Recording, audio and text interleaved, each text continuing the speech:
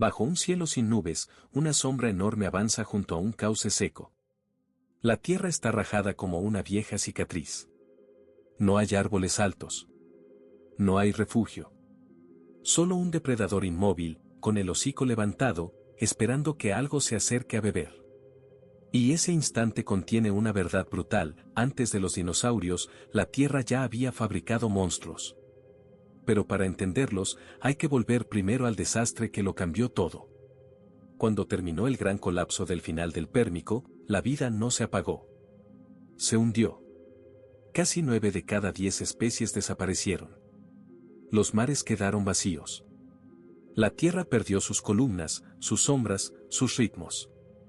Todo lo que parecía estable se rompió de golpe. Y después vino algo más extraño todavía. No regresó el mismo mundo. Regresó otro. Uno más duro. Más seco. Más peligroso. Imagínalo por un momento. Un planeta recién herido, cubierto por una sola masa de tierra llamada Pangea. Un continente inmenso, tan grande que el clima podía cambiar por completo de una región a otra. Cerca de la costa había humedad, barro y nubes pesadas. Más adentro, el suelo se secaba hasta volverse piedra. En algunos lugares caía agua a borbotones. En otros, el aire parecía sacado de un horno. Era un mundo de extremos. Y los animales tuvieron que adaptarse o desaparecer. Eso dejó una marca rara en las rocas. Durante los primeros millones de años, aparece lo que muchos llaman el gran vacío del carbón. Casi no hay capas de carbón. Y eso importa mucho. Significa que los bosques, los pantanos y las selvas bajas tardaron en volver. No hubo un tapiz verde uniforme cubriendo todo de inmediato. Hubo parches. Islas de vida. Bolsillos de vegetación rodeados por un terreno hostil. La reconstrucción fue lenta. Dolorosa. Y muy desigual. Mira ese detalle con calma, porque ahí está la clave. No era un solo ecosistema. Eran muchos mundos pequeños, rotos y desconectados, intentando levantarse al mismo tiempo. En un sitio, sobrevivía quien corría más rápido. En otro, mandaba quien esperaba escondido junto al agua. En otro, ganaba el que tenía el cráneo más resistente. La misma naturaleza ensayaba respuestas distintas. Y durante un tiempo breve, ninguna tenía la victoria asegurada. Eso creó un escenario único. Los dinosaurios ya existían, sí. Pero todavía no habían tomado el control. No eran los amos del paisaje. Compartían ese espacio con otros linajes de reptiles enormes, algunos emparentados con los cocodrilos modernos, otros ya perdidos para siempre. Había demasiados depredadores grandes para tan poca estabilidad. Demasiados cazadores mirando el mismo territorio. Y cuando eso ocurre, el equilibrio no dura. Solo espera su ruptura. Ahora imagina a uno de esos cazadores. No un gigante torpe, sino una máquina de matar diseñada para un planeta inestable. Su nombre era Postosuchus. En el sur de Norteamérica dominó rutas, riberas y llanuras secas. Algunos esqueletos muestran un animal de unos 4 metros largos. Otros apuntan a uno mucho mayor, casi 6. No era un simple carroñero. Era un cazador serio. Uno de los grandes. Y estaba hecho para imponer respeto. Lo fascinante es cómo se movía. Sus patas delanteras eran pequeñas en comparación con las traseras. Eso hizo pensar a varios investigadores que caminaba, al menos muchas veces, sobre 2 piernas. Como si levantara el cuerpo para mirar por encima de la maleza baja. Luego llegaron estudios más detallados, y la imagen se volvió más compleja. Algunos datos sugieren un andar muy erguido. Otros muestran una criatura menos uniforme, más dependiente del ejemplar estudiado. Pero la idea central no cambió. Era un depredador construido para dominar. Y si lo ves de frente, entiendes por qué. Imagínalo ahora, quieto en la luz dura de la tarde. La espalda baja, el cuello poderoso, la cabeza preparada para disparar hacia adelante.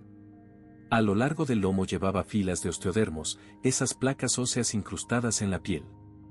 No lo hacían invulnerable. Nada lo era. Pero si le daban una defensa extra en choques violentos, en mordidas, en forcejeos con presas grandes. Era una armadura discreta. Muy antigua. Muy eficaz. Este depredador no era una rareza aislada. Aparecía en regiones muy distintas, desde Arizona hasta Carolina del Norte. Eso lo vuelve aún más interesante. No estaba encerrado en un rincón del mapa. Se movía dentro de un mundo amplio, cambiante, conectado por corredores de sed y barro. En esa América de finales del Triásico, Postosuchus era una presencia real. Pesada. Repetida. Como una advertencia escrita en hueso. Y ahora, vuelve a mirar el mapa mental. Más al sur, en lo que hoy es Sudamérica, otro gigante ocupaba una posición parecida. Allí, en la formación Ischigualasto, caminaba Saurosuchus. Era un rabuisuquio enorme, de cuerpo robusto y 4 patas. Se calcula que alcanzaba unos 7 metros de largo. No era rápido como una flecha. Era otra cosa. Un muro de carne y dientes. Una respuesta distinta al mismo problema. Como ser el dueño de un mundo roto. La sorpresa mayor está en su cráneo.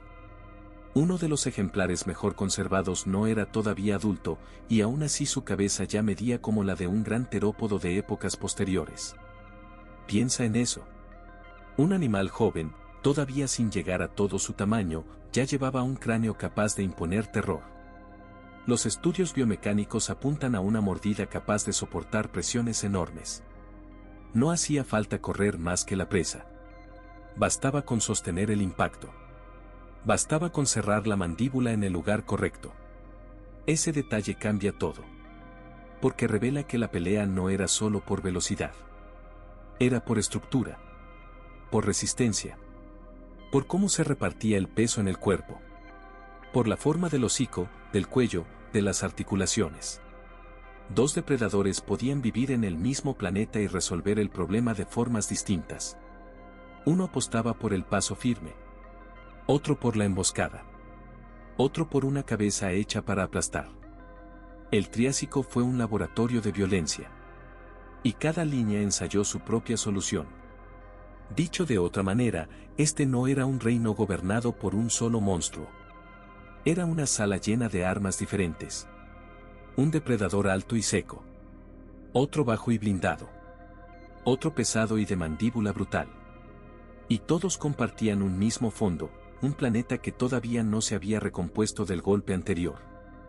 Esa es la parte más inquietante. La vida no volvió en paz. Volvió compitiendo. Mordiendo. Empujando. Ocupando huecos dejados por la catástrofe. Y justo después de ese primer colapso apareció otro nombre que pesa como una amenaza antigua, Erythrosuchus. En los días posteriores a la destrucción, muchos lo vieron como uno de los grandes cazadores terrestres del mundo nuevo. No hacía falta imaginarlo como un mito. Bastaba con verlo como lo que era, otra respuesta extrema a un planeta que seguía tambaleándose. Un depredador primitivo, salido de una tierra que aún olía a ceniza y barro. Ahora detén la imagen en tu cabeza. Un río bajo. El lecho agrietado. Una bestia inmóvil al borde del agua. El sol cayendo sobre su lomo escamado. Y en la distancia, algo se mueve entre el polvo. No hay paz en ese paisaje. Solo una tregua breve. Muy breve. Y cuando esa tregua se rompe, el primer golpe no lo da un dinosaurio. Lo da uno de estos monstruos olvidados. El eritrosuco sudafricano parece diseñado para una sola cosa, imponer respeto. Cabeza enorme, cuerpo pesado y 4 patas firmes, pero casi todo el animal queda borrado por ese cráneo descomunal. Esa proporción no era un capricho. Entre los primeros arcosauriformes, fue uno de los que ocuparon el puesto de superdepredador terrestre. Y en esa carrera temprana, la cabeza grande era una ventaja brutal. Imagínelo avanzando junto al barro. Silencioso. Pesado. Imparable. Las estimaciones de su tamaño lo colocan en una franja que ya resulta inquietante, más de 13 pies en el extremo menor, hasta unos 16 pies en los ejemplares más grandes. No hablamos de un animal elegante. Hablamos de un carroñero y cazador de territorio, hecho para dominar el margen entre el agua y la tierra. Sus extremidades no eran totalmente rectas, pero tampoco se abrían hacia los lados como las de reptiles más antiguos. Eran una solución intermedia. Y esa solución ya anunciaba algo nuevo. Piense en la escena. Un amanecer del Triásico temprano, con vapor sobre una llanura inundable. El suelo cede bajo cada paso. A un lado, el agua. Al otro, la muerte. En ese mundo, la postura semi-vertical de las patas importaba mucho más de lo que parece. Permitía avanzar con más eficacia que un reptil extendido, pero sin llegar todavía a la maquinaria perfecta de los grandes corredores posteriores. Era un cuerpo de transición. Un cuerpo que ya sabía perseguir. Por eso, mientras estas bestias dominaban los bordes de los ríos, los primeros dinosaurios seguían en segundo plano. Eran pequeños, bípedos, y apenas comenzaban a encontrar espacio entre competidores mucho mayores. No eran aún reyes. Eran forasteros que aprendían a moverse en una tierra ya ocupada. Y esa diferencia lo cambia todo. Porque no vence el monstruo más perfecto. Vence el que encaja mejor en el momento. Mire ahora a Alemania, donde aparece otro de esos primeros cazadores, Liliensternus. No era un gigante descomunal, pero sí un depredador ágil, de patas largas y cuerpo ligero. Su longitud rondaba los 16 pies, aunque los esqueletos conservados quizá pertenecían a animales todavía inmaduros. Eso es importante. No nos habla de un coloso acabado, sino de un cazador joven o en crecimiento, en un paisaje donde cada metro ganado podía significar comida. O hambre. Lo interesante en Liliensternus no es una cifra exacta. Es la forma. Un cuerpo hecho para correr corto, girar rápido y aprovechar huecos. En un terreno lleno de rivales más grandes, ese tipo de estructura podía marcar la diferencia. La velocidad en distancias breves. La capacidad de cambiar de dirección sin perder impulso. La economía del movimiento. Todo eso favorecía a los terópodos bípedos. Y de pronto, la caza sobre dos patas dejaba de parecer una rareza. Imagina ahora el ruido de ese mundo. Lodo succionando, insectos zumbando, ramas rozando una piel escamosa. No había espacio para la lentitud. No había refugio seguro. Cada animal dependía de leer el terreno antes que el vecino. Y allí, cerca del agua, el tiempo se volvía una trampa. Un segundo de más. Un paso mal dado. Eso bastaba. La gran frontera, en el Triásico, era justamente el agua. Allí se concentraba la vida. Y allí mismo esperaba la muerte. Los sistemas fluviales y las pozas poco profundas funcionaban como embudos naturales. Los herbívoros llegaban a beber. Los pequeños cazadores llegaban a alimentarse. Y los grandes depredadores se apostaban en silencio, como si el barro fuese una pared invisible entre el hoy y el final. Entre esos guardianes del borde estaba el grupo de los fitosaurios, reptiles parecidos a cocodrilos que dominaban muchas orillas. Su rasgo más llamativo era la cabeza alargada, con las fosas nasales colocadas hacia atrás y arriba. No era una simple curiosidad anatómica. Era una forma de respirar sin delatar demasiado el cuerpo escondido. El hocico asomaba. El resto podía permanecer hundido en la sombra del agua. Eso los convertía en cazadores de espera. Cazadores de paciencia. Y dentro de ese grupo aparece Smilosuchus, un nombre que por sí solo ya suena a algo pesado y antiguo. Los restos de un gran ejemplar muestran un cráneo de casi 4 pies y un cuerpo que se acercaba a los 19 pies de longitud. Su masa era enorme. No era un animal de carrera abierta. Era un depredador de orilla, construido para explotar el instante exacto en que la presa se acercaba demasiado. Nada más. Nada menos. Observe esa cabeza. El hocico largo, las narinas desplazadas hacia atrás, el cráneo robusto. Todo eso sugiere una vida pegada al agua. El cuerpo quedaba oculto. La respiración seguía. Y cuando llegaba el momento, venía el golpe. Un chasquido súbito. Un arranque corto. Un animal entero desapareciendo bajo la superficie. Esa escena se repite una y otra vez en el Triásico, porque la estación seca obligaba a todos a reunirse donde quedaba humedad. Allí no solo llegaban los grandes. Llegaban también los pequeños.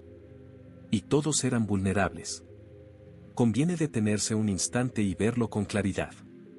Un río que se achica. El barro resquebrajado. Una fila de huellas frescas cerca de la orilla. Una masa oscura apenas visible bajo el agua. Ese es el teatro del Triásico. Y en ese teatro, la emboscada era una forma de gobierno.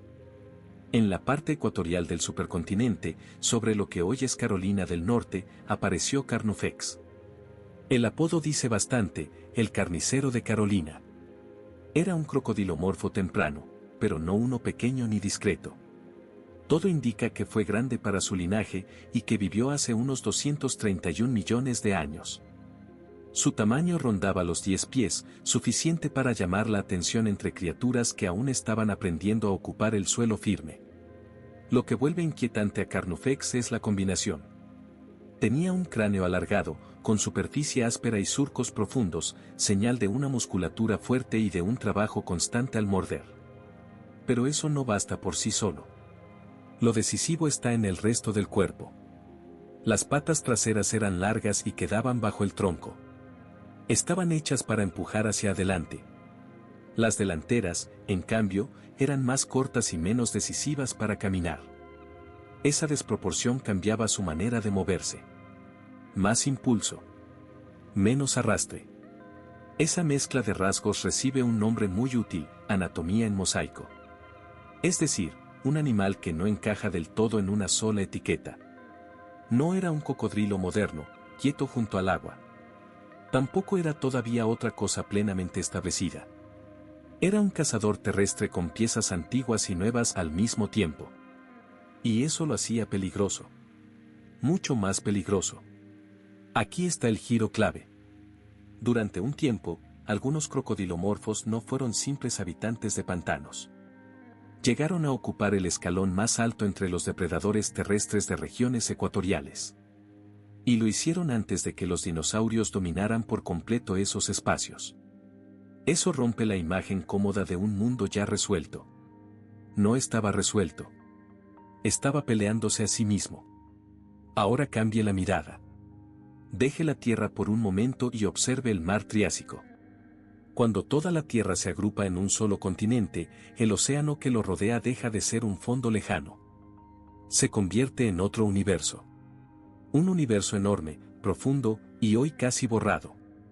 El suelo de ese superocéano ha desaparecido en gran parte por hundimiento geológico.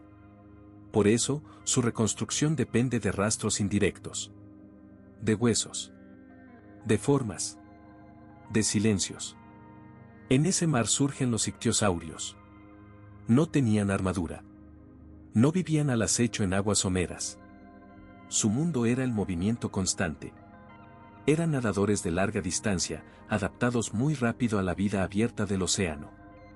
Entre ellos hubo formas relativamente modestas y otras enormes. Algunas líneas empujaron el tamaño hasta límites estremecedores. Y allí empieza otra clase de historia. En varias de esas formas, el cráneo se fue estrechando. Los dientes se redujeron. En algunos casos casi desaparecieron. A primera vista parece una desventaja.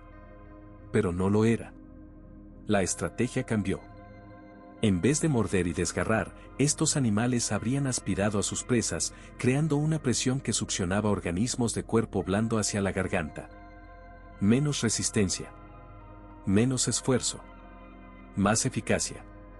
Así se puede crecer. Así se puede dominar. Piensa en la boca de uno de esos gigantes abriéndose en el agua fría. No para morder como un lobo. Para tragar como una bomba viva. El mar entero se volvía una mesa de caza. Y en esa mesa, cuanto más simple era el mecanismo, más letal podía resultar.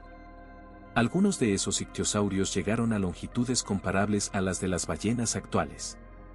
No necesitaban huesos blindados ni emboscadas de barro. Les bastaba el océano abierto, la velocidad y una estrategia de alimentación que vaciaba el espacio frente a ellos. En la tierra mandaba la orilla. En el mar mandaba el movimiento. Y entre ambos mundos, el Triásico seguía probando qué formas estaban destinadas a quedarse. Uno de los gigantes marinos mejor conocidos, el Sonisaurus icaniensis, pudo superar los 65 pies de largo. Y quizá fue más. Los restos encontrados son incompletos, como huesos rescatados de un sueño roto, así que el límite real podría haber rozado los 80 pies. Pero cuanto más hondo miramos hacia aquel océano, más se desdibujan las cifras. Lo que sí queda claro es la dirección. El mar del Triásico ya estaba empujando el tamaño de los animales hasta un borde que parecía imposible. Imagínelo por un momento.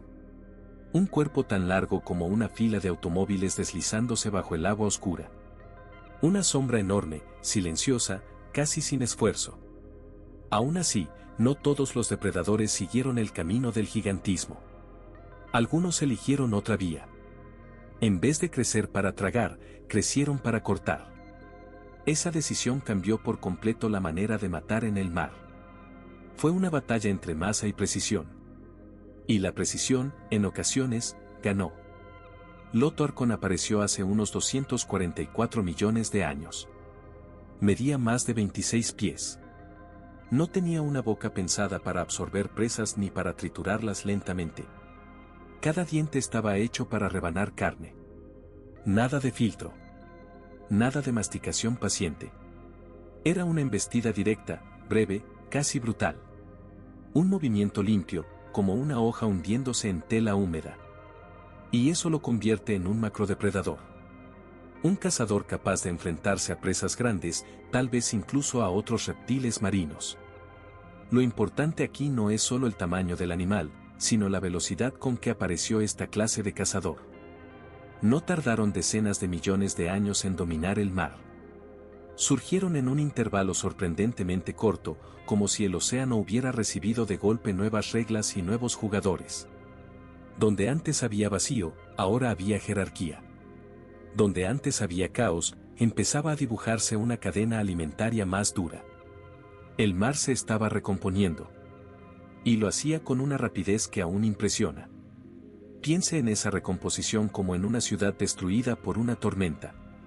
Primero quedan ruinas. Luego aparecen las primeras luces. Después llegan los hombres fuertes, los oportunistas, los que saben ocupar un hueco antes que nadie. En el Triásico ocurrió algo parecido. Los ecosistemas marinos no se levantaron de una vez, pero tampoco permanecieron vacíos durante mucho tiempo. La vida regresó con una mezcla extraña de violencia y urgencia. Y entre esas formas extrañas apareció una de las más desconcertantes de todas. El Licoprión fue durante años uno de los fósiles más enigmáticos jamás hallados. El problema era sencillo y al mismo tiempo insoportable, lo único que se conservaba con claridad eran los dientes. No un cráneo completo. No una mandíbula entera. Solo una espiral apretada, cerrada sobre sí misma, como si alguien hubiera enrollado una sierra dentro de la roca. Los primeros investigadores no sabían dónde colocarla. La imaginaron hacia afuera, luego hacia arriba, incluso sobresaliendo del hocico como una extraña arma visible para todos. Ninguna de esas ideas resolvía el misterio. La imagen mental era casi absurda. Un animal nadando con una rueda de dientes colgando del rostro.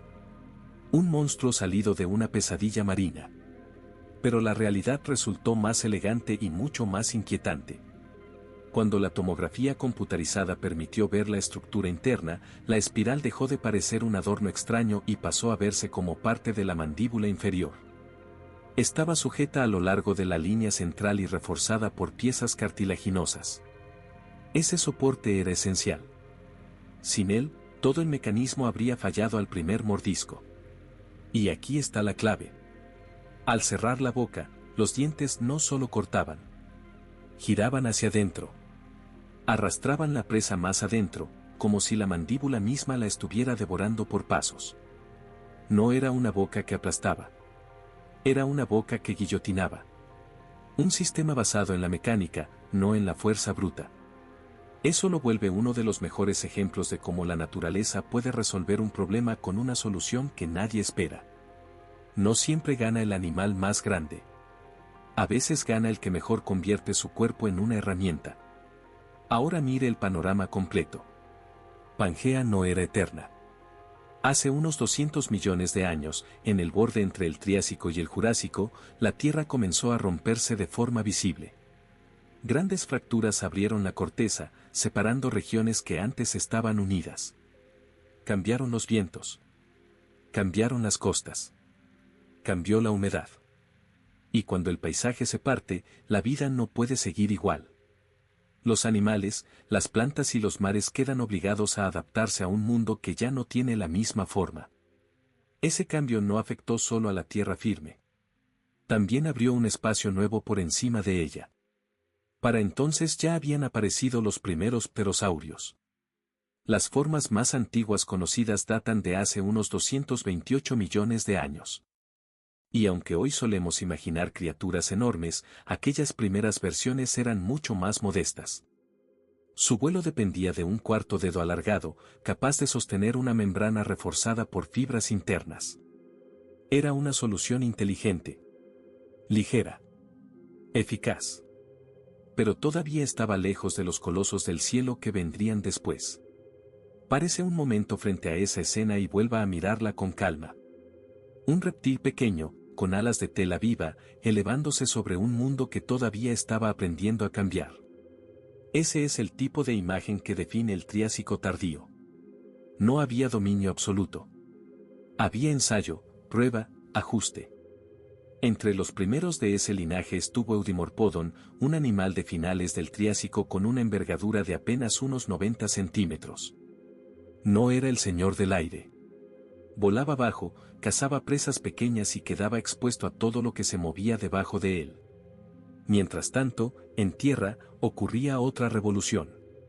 Los antepasados de los pterosaurios y de los dinosaurios eran diminutos. Cangonafón llegó apenas a unos pocos centímetros de altura. Y eso no lo hacía débil. Lo hacía eficiente. Sus dientes muestran desgaste, y ese desgaste sugiere una dieta de insectos de caparazón duro. Pequeños cuerpos. Poco riesgo. Mucha energía ganada rápido. En un mundo así, la supervivencia no dependía del músculo. Dependía del tiempo. De moverse cuando otros no podían. De aguantar donde otros caían. Quiero que imagine eso con claridad. Un animal del tamaño de la palma de una mano, escondido entre sombras bajas, entre hojas húmedas y troncos caídos, esperando el momento de atrapar algo pequeño y duro. Sin ruido. Sin alarde. Sin la menor necesidad de imponerse por la fuerza. Esa clase de vida parece insignificante, pero en realidad estaba construyendo el futuro.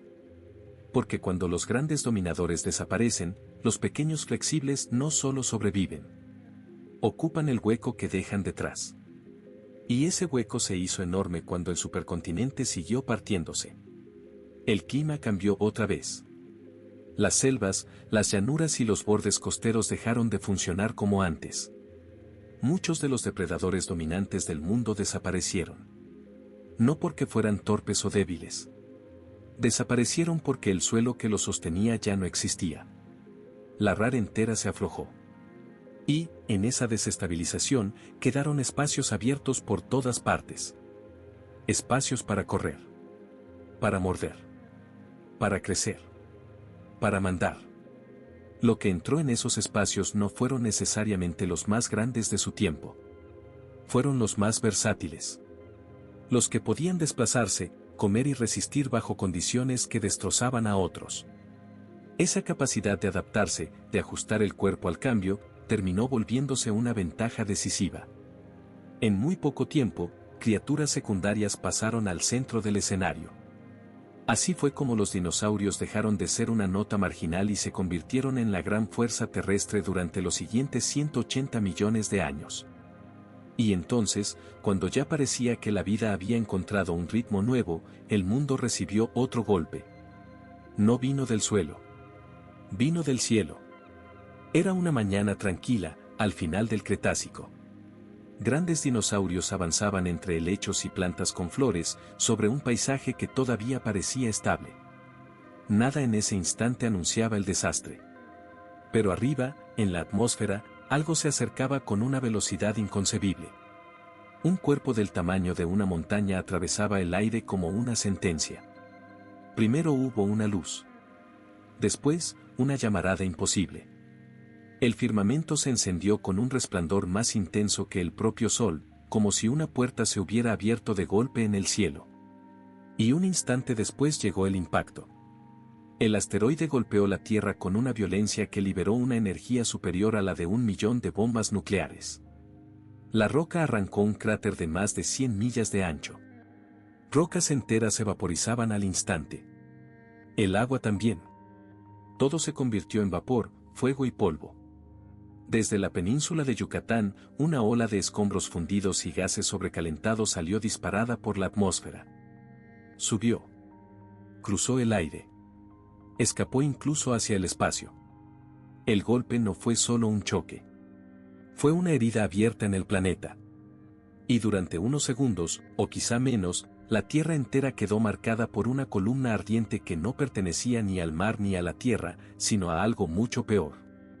En cuestión de segundos, la onda de choque sale disparada hacia afuera como una muralla invisible. La Tierra tiembla y se balancea con una furia que parece venir de debajo del mundo. No es un simple temblor. Es algo mucho peor. Cerca del punto de impacto, todo desaparece al instante, como si una mano gigantesca hubiera borrado el paisaje. Imagina un bosque entero visto de cerca. Troncos, ramas, helechos, todo convulsionando al mismo tiempo. El calor hace estallar los árboles desde dentro. La roca sólida, la que debía durar siglos, empieza a comportarse como cera bajo un horno imposible. Y el aire mismo, por un instante, parece encenderse. No hay refugio. No hay sombra. Solo una explosión de luz y violencia. Allí estaban los grandes herbívoros, avanzando en manadas por la llanura. Allí estaban también los cazadores, ocultos entre la vegetación, con la mandíbula abierta y la mirada fija. Y, bajo el suelo húmedo, pequeños mamíferos que jamás imaginaron ese final. Un instante antes respiraban. Al siguiente, la escena entera fue arrancada del mapa. Así terminó un mundo. Pero el desastre no se quedó allí. La sacudida siguió viajando, kilómetros y kilómetros, aplastando lo que encontraba a su paso. Más lejos del epicentro, los dinosaurios no eran pulverizados por el fuego directo, sino derribados por una pared de aire y escombros que cruzó la superficie a una velocidad absurda. Árboles enteros se quebraban como si fueran ramas secas. Los bosques quedaron peinados en una sola dirección. Piensa en ello como una herida dibujada sobre el continente. Desde arriba, el rastro del impacto habría parecido una cicatriz radial, como si alguien hubiese golpeado la tierra con una masa inmensa. Y esa violencia no terminó en tierra firme. También alcanzó el mar. Allí comenzó otra clase de horror, más lento al principio, pero igual de implacable. El golpe alcanzó aguas poco profundas y empujó una cantidad inconcebible de agua hacia arriba y hacia afuera. Primero hubo una retirada brutal. Después llegó la respuesta. En el océano nacieron olas monstruosas, auténticas paredes líquidas que avanzaron durante horas. Imagínalas alzándose sobre costas lejanas, negras por debajo, blancas de espuma en la cresta. No rompían como una ola normal. Golpeaban como un ejército. En las costas del Golfo y en otras regiones cercanas, el mar se metió tierra adentro con una furia ciega. Arrastró troncos, barro, animales, todo lo que aún quedaba vivo en la orilla. Luego retrocedió, dejando tras de sí un desorden imposible. Más tarde, a miles de kilómetros, otras costas recibieron el mismo castigo. El mar llegaba, destruía y se iba. Y volvía a empezar. Mira esa franja costera y fíjate en lo que queda cuando el agua se retira. Donde antes había vegetación, ahora solo hay arena marina cubriendo barro, raíces y restos torcidos. Donde antes había movimiento, ahora hay silencio. Las pesadas cabezas de algunos reptiles marinos aparecen en la espuma como troncos ahogados. Peces, ramas, huesos, todo termina mezclado en el mismo remolino. El paisaje ya no reconoce su propia forma. Y todavía faltaba lo peor. Porque el impacto no solo lanzó roca y vapor al cielo. Lanzó millones de toneladas de material fundido y polvo a las capas altas de la atmósfera. Desde abajo, aquello no se vio al principio. Luego empezó el regreso. Y entonces el cielo se llenó de fuego. No de un fuego lejano. De un fuego que caía. Quiero que te lo imagines despacio. Miles, luego millones de fragmentos entrando otra vez en la atmósfera. Algunos eran pequeños, como guijarros, otros, enormes, como piedras arrancadas de una cantera. Cada uno ardía al descender, convertido en una antorcha viva. No eran meteoros normales. Eran restos del golpe, lanzados hacia arriba y devueltos a la Tierra con el peso de una sentencia.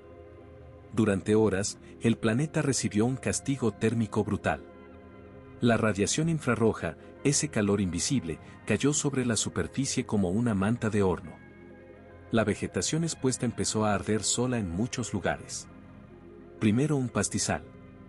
Después otro. Luego un bosque entero. El aire temblaba. La luz cambiaba. Y donde había vida abierta, había muerte en pocos minutos. Los animales que corrían por terreno despejado no tenían salida. Un grupo de hadrosaurios avanzando por un claro habría visto el mundo volverse blanco, luego rojo, luego humo. No había tiempo para buscar refugio. No había cueva cercana para todos. Quienes estaban bajo tierra o en el agua tenían una posibilidad. Los demás quedaron a merced de una lluvia de calor que recorría continentes enteros. Esa fue la primera gran barrida. En muy poco tiempo, la Tierra se convirtió en un planeta en llamas. Los incendios forestales estallaron casi en todas partes. Las selvas del Cretácico, tan densas y húmedas, empezaron a arder como si fueran aceite. Los troncos crepitaban. El humo subía en columnas negras. Y arriba, ya había polvo suficiente para oscurecer el cielo. La luz del día comenzó a perder la batalla. Aquí conviene detenerse un momento y mirar el cuadro completo. No fue solo un impacto. Fue una cadena de golpes, uno detrás de otro, cada cual más cruel que el anterior. Primero la explosión. Después la onda de choque. Luego el mar. Luego el fuego que caía desde el cielo. Todo eso llegó antes de que la Tierra pudiera recuperarse siquiera un poco. En los primeros días, el mundo quedó bajo una oscuridad espesa. El sol seguía allí, pero parecía remoto, ahogado detrás de una cortina de ceniza y polvo de roca. En algunos lugares, ni siquiera al mediodía había claridad verdadera. Solo un resplandor amarillento, enfermo, como si el cielo hubiese perdido su color natural. La sensación no era de noche completa. Era peor.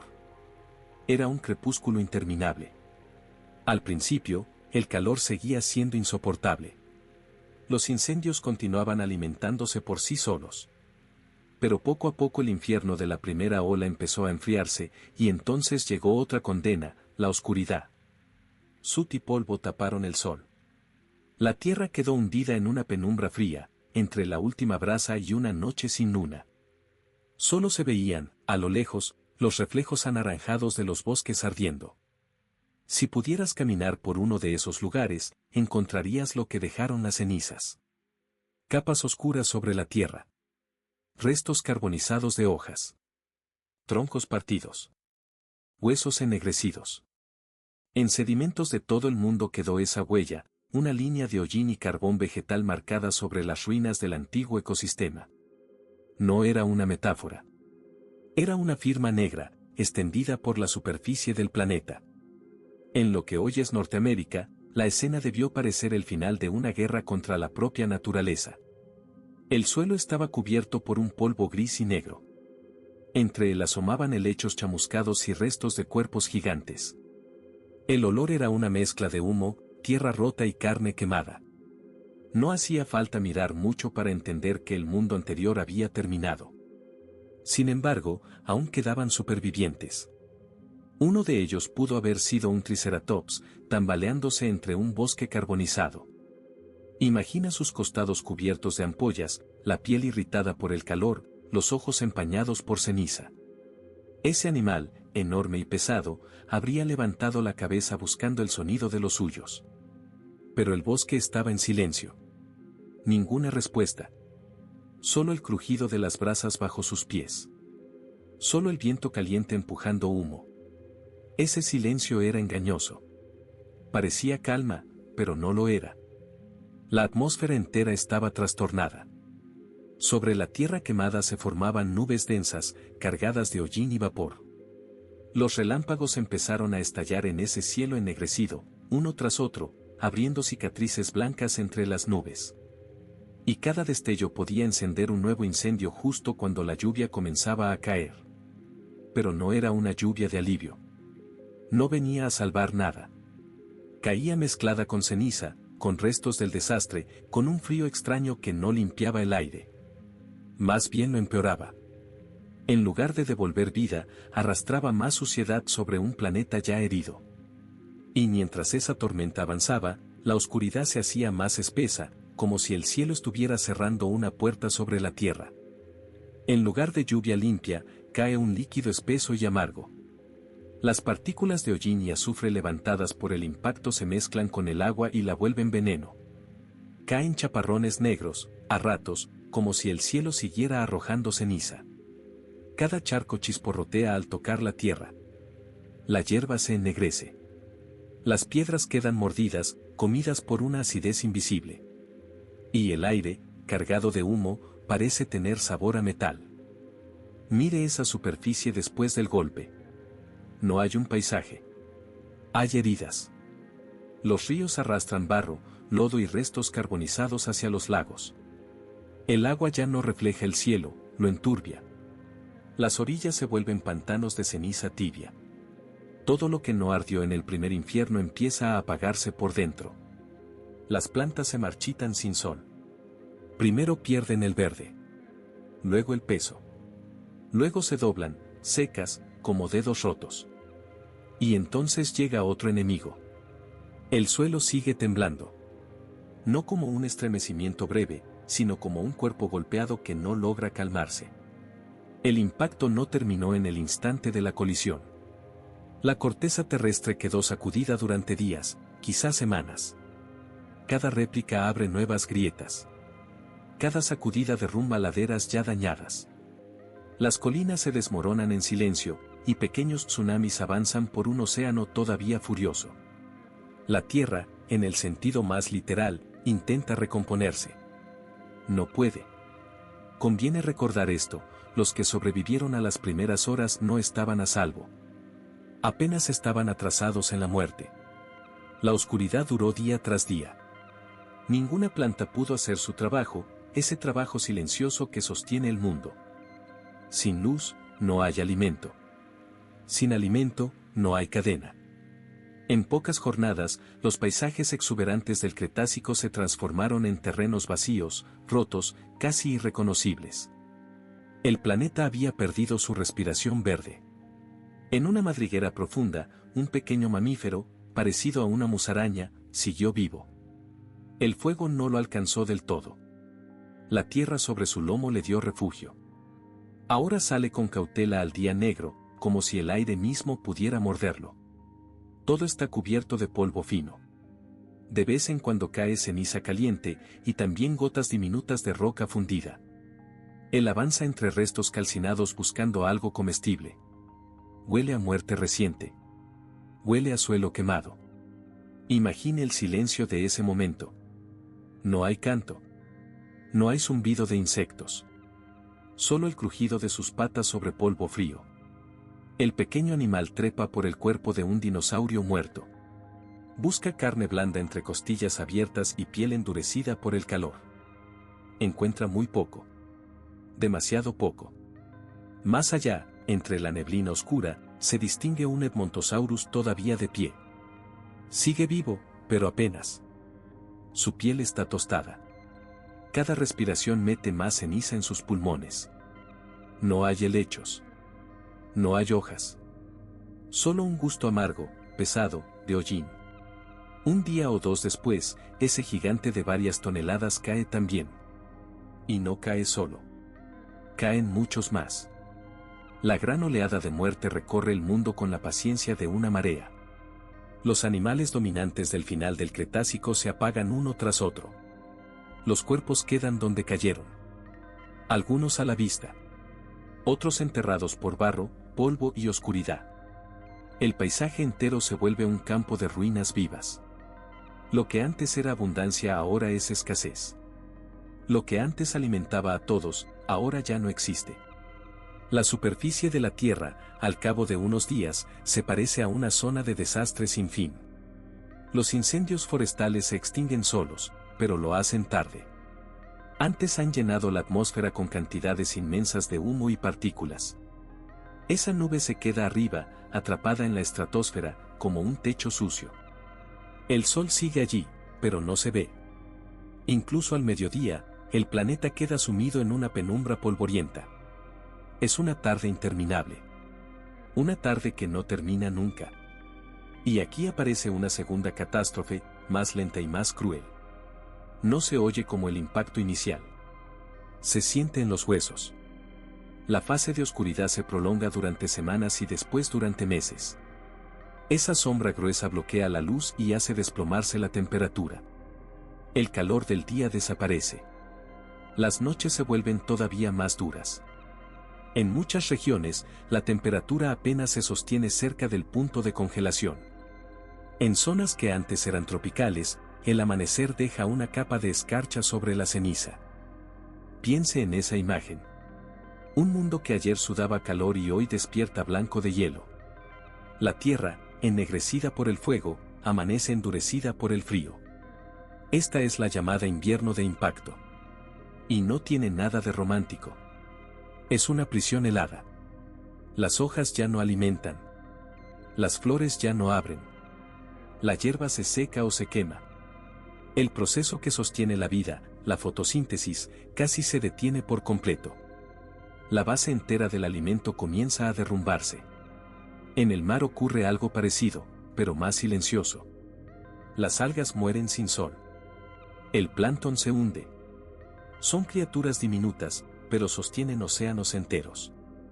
Cuando desaparecen, todo lo demás empieza a caer con ellas. El agua se enfría. Se oscurece. Se vacía. Los arrecifes de coral pierden el color y luego la vida. Muchos peces no soportan la caída del oxígeno. Flotan, giran, se hunden. Los mares, que antes servían de movimiento, quedan convertidos en cementerios líquidos. Y sobre esa derrota llega otra más. Los gigantes que lograron escapar al primer caos ya no pueden escapar al hambre. Un titanosaurio, enorme hasta volverse casi imposible de imaginar, arrastra su peso por llanuras vacías. Donde antes había ramas, ahora solo hay polvo. Donde antes había hojas, ahora solo hay silencio. Su cuerpo consume las últimas reservas. Cada paso le cuesta más. Al final, ese esqueleto colosal queda tendido sobre el suelo, cubierto por ceniza. No encontró alimento. No encontró tiempo. Los depredadores tampoco lo tienen mejor. Un Tyrannosaurus Rex puede dominar una era, pero no puede morder el vacío. Si no hay presas, la mandíbula más temida del mundo se vuelve inútil. Solo queda el hambre. Solo queda deambular solo, debilitado, perdiendo fuerzas en un planeta donde cazar ya no sirve de nada. La jerarquía entera de la vida se rompe. El rey y la presa quedan igual de condenados. Ambos respiran el mismo aire sucio. Ambos caminan sobre la misma tierra muerta. Vuelva la vista al mar. Allí, enormes masas de plantas podridas y cadáveres son arrastradas por los ríos hacia el océano. Las corrientes llevan esa carga como una procesión fúnebre. En algunos lugares, el agua parece sopa gris. En otros, parece petróleo mezclado con ceniza. El oxígeno cae porque la descomposición consume lo poco que quedaba. Los océanos se apagan desde dentro. Los grandes reptiles marinos del Cretácico, los mosasaurios y los plesiosaurios, desaparecen en esa caída brutal. No aguantan el choque inicial ni el colapso posterior. Tampoco lo hacen los ammonites. Esos moluscos de concha espiral, tan antiguos como llamativos, desaparecen casi por completo. Sus caparazones, que antes giraban como pequeñas lunas de piedra, dejan de aparecer en las aguas. Y en una playa iluminada por estrellas, lejos del lugar del impacto, una gran tortuga marina logra subir a la arena entre escombros. Ha sobrevivido escondiéndose en la profundidad. Sube despacio, guiada por un instinto viejo como la costa. Luego deposita sus huevos bajo un cielo que ya no reconoce. Pero incluso ahí, la victoria dura poco. El frío mata nidadas enteras. El desorden del mundo rompe los ciclos de reproducción. En la oscuridad total, las semillas de vida no duran mucho. Solo algunos seres encuentran refugio. Algunos mamíferos y reptiles se quedan bajo tierra durante largos periodos, alimentándose de reservas o de insectos muertos.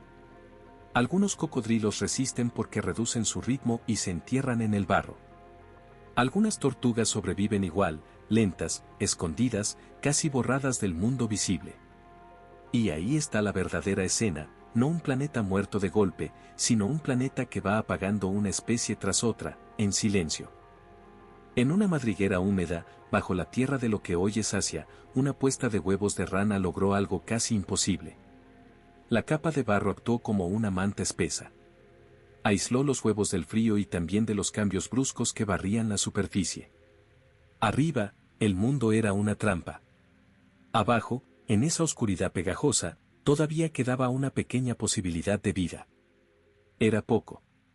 Pero era suficiente. Y no fueron las únicas criaturas aferradas a ese refugio sucio. Piense en el suelo de un gran cementerio abierto, lleno de restos, de cortezas quemadas y de cuerpos que ya no podían moverse.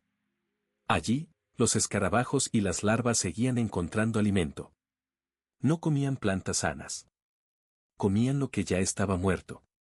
Y precisamente por eso resistieron. Cuando desaparecieron los grandes herbívoros, ellos no se quedaron sin mesa. La descomposición se convirtió en su salvación. Entonces avanzó otra forma de hambre, más silenciosa y más voraz. Los hongos y el moho se extendieron con rapidez sobre toda esa materia en descomposición. No necesitaban el sol. No les hacía falta la luz. En una época de noche perpetua, eso era una ventaja brutal. Donde antes había tallos, hojas y carne viva, empezó a aparecer una alfombra blanquecina y esponjosa. No parecía verde. Parecía nieve sucia. Pero era vida devorando vida. Mire esa escena con calma. Un tronco caído, negro por el fuego. Un suelo húmedo. Un velo blanco creciendo sobre la madera muerta. Esa era la nueva cubierta de muchos paisajes. No era un bosque. Era su eco podrido. Y mientras esa capa avanzaba, el desastre seguía cobrando su precio. Cada semana, cada día, el balance se hacía más cruel. El gran colapso no fue un golpe limpio. Fue una larga asfixia. Casi 3/4 partes de las especies terminaron desapareciendo. Los dinosaurios, salvo unas pocas aves, ya no estaban. Familias enteras de reptiles, de mamíferos, de aves, de insectos y de plantas fueron barridas como si alguien hubiera pasado una mano enorme sobre la tierra. Y en medio de ese vacío, llegó el silencio. Un silencio real. Sin el zumbido de los insectos. Sin el grito de los grandes animales. Sin el rumor continuo de un mundo vivo. Imagínese de pie entre árboles ennegrecidos, en un bosque que fue exuberante y ahora parece una herida. Solo quedaría el viento frío golpeando las ramas partidas. Solo un trueno lejano, perdido en un cielo enfermo. Esa era la voz del planeta. Una voz vacía. La era de los dinosaurios terminó entre fuego, oscuridad y hielo.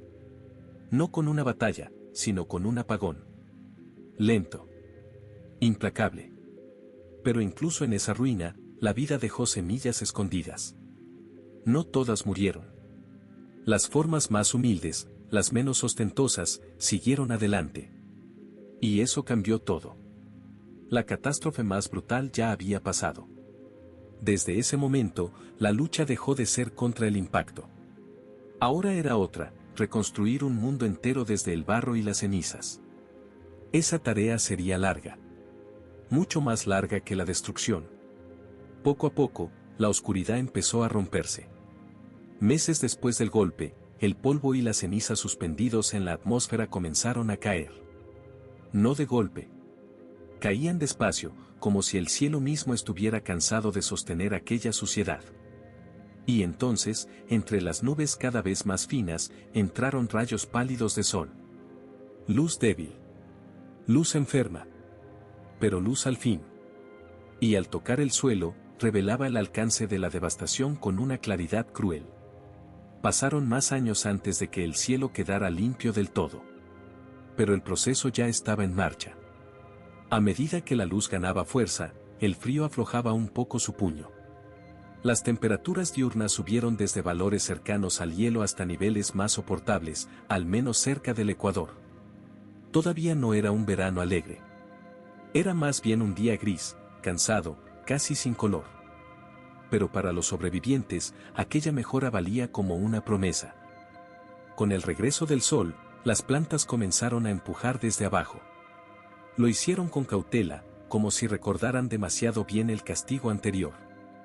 En muchos lugares, los primeros en levantarse fueron los helechos. No eran delicados. Eran resistentes. Su ventaja estaba en crecer rápido sobre la ceniza rica en minerales, donde apenas quedaba competencia. Si quiere ver la imagen, piense en un suelo negro cubriéndose primero de hojas bajas y después de más hojas hasta que la tierra empieza a vestirse otra vez. Ese mismo patrón aparece en muchos registros fósiles posteriores. Un estallido de helechos. Un primer brote verde sobre la ruina. Los helechos no reconstruyeron el mundo solos, pero abrieron la puerta. A su lado, los hongos seguían trabajando en silencio, deshaciendo toneladas de materia muerta y devolviendo nutrientes al suelo. En realidad, ellos eran los obreros invisibles de la recuperación. Nadie los aplaude. Pero sin ellos, no habría regreso. En la antigua Laramidia, la parte occidental de Norteamérica, un bosque quemado ofreció una escena reveladora. Apenas unos meses después de la catástrofe, el suelo del bosque ya estaba cubierto por helechos bajos. Esos brotes estabilizaban la tierra. Evitaban que todo se desmoronara con cada lluvia. Y entre las cenizas, un tocón de cícada, negro como carbón, sacaba nuevos brotes desde la base. Deténgase en esa imagen. Un tronco muerto que vuelve a moverse. Eso era esperanza en su forma más tosca. Lentamente, casi con terquedad, volvieron los tonos verdes al paisaje marrón y negro. No era un regreso hermoso. Era un regreso duro, desigual, lleno de parches. Aquí nacía una mata. Allá resistía otra raíz. Y en medio de esos primeros islotes de vida, empezaron a moverse los animales que habían sobrevivido a las semanas oscuras. No dominaban el mundo, pero ya estaban ahí. Esperando su turno. Con los grandes dinosaurios fuera del escenario, el espacio quedó libre para criaturas pequeñas. Los mamíferos, antes secundarios, salieron a la superficie en un planeta que casi no tenía dueños. Pero no se trataba de gigantes. Eran animales diminutos por comparación. Muchos no superaban el tamaño de un gato doméstico. Otros eran casi del tamaño de un ratón. Esa pequeñez fue su escudo. Pedían menos comida. Podían esconderse mejor. Y algunos comían casi cualquier cosa. Entre ellos estaba Purgatorius, una criatura primitiva, parecida a un pequeño primate, de unos 15 centímetros. También estaba Mesotma, un mamífero de aspecto roedor y dentadura compleja. Lo importante es esto, ambos ya existían al final del Cretácico y sobrevivieron a la catástrofe. Sus fósiles aparecen a ambos lados de ese límite fatal. Como si hubieran cruzado una puerta cerrada para casi todos los demás. Eso no los volvió invencibles. Solo los volvió oportunos. Y la oportunidad lo cambió todo. Al necesitar menos alimento y poder ocultarse con facilidad, estos pequeños supervivientes ocuparon los huecos que dejaron los dinosaurios. Se metieron en madrigueras, en troncos caídos, en la maleza nueva. En poco tiempo, sus descendientes comenzaron a diversificarse. De esa línea saldrían más tarde todos los mamíferos modernos. Incluidos nosotros. No hace falta decirlo con grandilocuencia. Basta con mirar a uno de esos animales minúsculos y entender que llevaba dentro un futuro inmenso. En un rincón del bosque en recuperación, un mamífero del tamaño de una rata trepa por un tronco derribado. Sus garras raspan la corteza húmeda. Busca insectos. Busca carroña. Encuentra un nido de escarabajos alimentándose de un cuerpo en descomposición, quizá el de un triceratops, y se abalanza sobre ellos. Cerca, una lagartija toma calor sobre una piedra aún ardiente. Y más allá, entre raíces mojadas, los primeros cocodrilos que resistieron en el agua y el barro regresan lentamente a los ríos cálidos. En aquel mundo herido, los grandes cazadores ya no dominaban la orilla. Habían desaparecido. En su lugar quedaban cocodrilos más modestos, de cuerpo bajo y mandíbula paciente, criaturas de 6 a 10 pies que podían esconderse en el barro y esperar. Borealosuchus era uno de ellos. No tenían nada de glorioso. Y, sin embargo, sobrevivieron. Igual que ellos, otras formas de vida cruzaron la frontera de la ruina con la piel endurecida y el hambre callada. Los cielos, mientras tanto, habían quedado vacíos. Los pterosaurios se fueron con el viejo mundo. Ya no cortaban el aire sobre los árboles negros. Ese espacio, de pronto, empezó a pertenecer a algo distinto. A las aves. Imaginen ese silencio.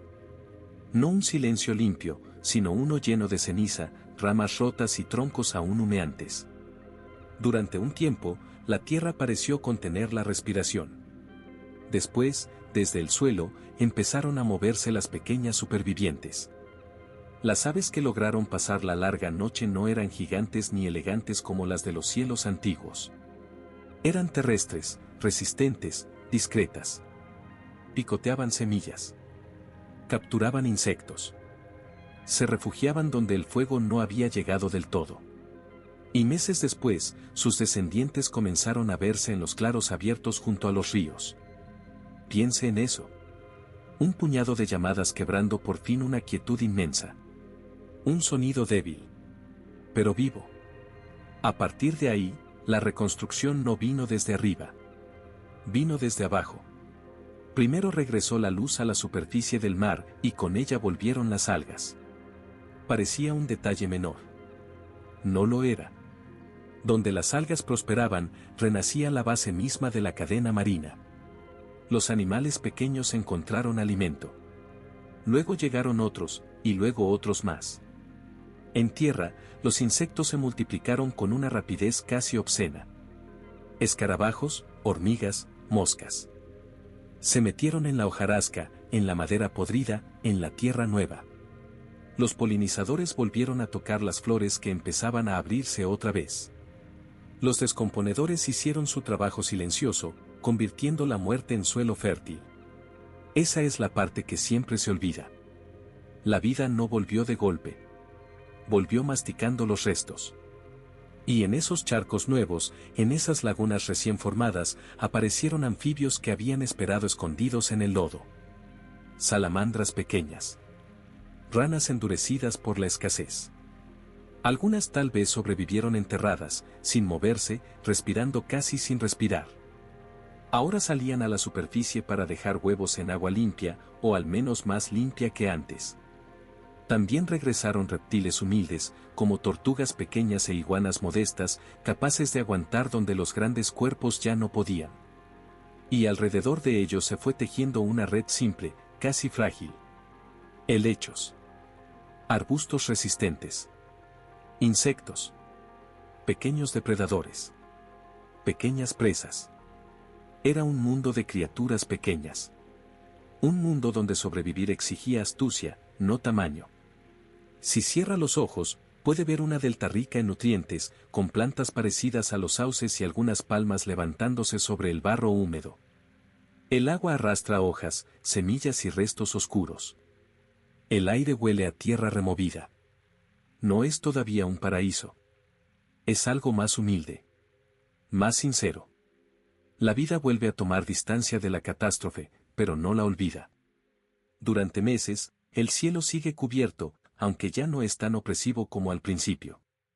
La lluvia ha lavado buena parte de la ceniza. A ratos, se abren pequeñas ventanas de azul.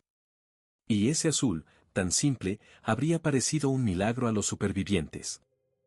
El clima también empieza a moverse de nuevo. Primero despacio. Después con más fuerza. Donde hubo frío y penumbra, el dióxido de carbono liberado por los incendios y por la descomposición puede haber empujado la Tierra hacia una fase más cálida, casi de invernadero. Eso no fue una bendición inmediata. Fue otra sacudida. Pero incluso ahí, la vida aprovechó cada día despejado, cada rayo corto, cada hora de calor. Nada se desperdiciaba. Las plantas crecían donde podían. Los animales se reproducían donde encontraban refugio. Y así, con obstinación pura, empezó a escribirse la primera página de otra era. No con trompetas. Con raíces. Conviene volver un momento a la escala real de esta tragedia. No fue una simple extinción. Fue un derrumbe planetario. El impacto del asteroide desencadenó incendios, oscuridad, invierno, hambre y colapso en cadena.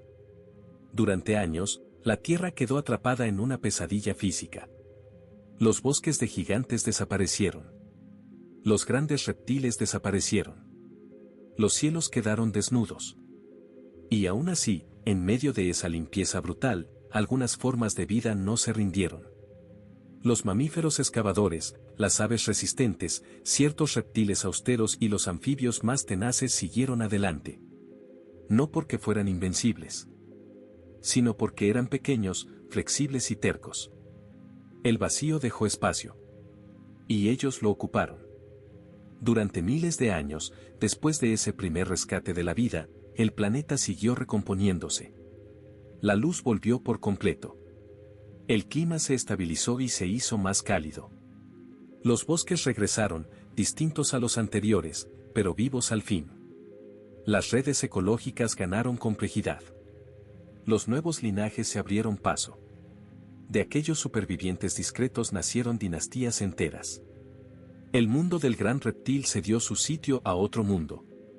Un mundo de aves, mamíferos, plantas nuevas y criaturas que no habrían podido existir sin aquella herida. La Tierra no volvió a ser la misma. Pero volvió a florecer. Y en el fondo de todo quedó una huella casi invisible. El cráter de Chicxulub no siguió gritando al cielo. Quedó enterrado. La selva lo cubrió. El mar lo borró a medias. Sobre esa cicatriz apenas quedó, en la memoria geológica, una fina capa de arcilla rica en iridio. Un polvo extraño. Un susurro de piedra que todavía señala el día en que el mundo cambió. Eso es lo inquietante. No el golpe en sí, sino lo poco que dejó a simple vista. Un rastro fino. Casi nada. Y, sin embargo, suficiente para dividir la historia de la vida en dos. Por eso este final no habla de derrota. Habla de continuación. De una resistencia que nadie vio venir. De un planeta que ardió y aún así siguió girando. De la noche más larga que conoció la Tierra y de las criaturas que encontraron una grieta en esa oscuridad. Cada ave que cruza el cielo lleva algo de ese rescate antiguo. Cada mamífero que pisa la Tierra también. Usted. Yo. Todos formamos parte de esa segunda oportunidad.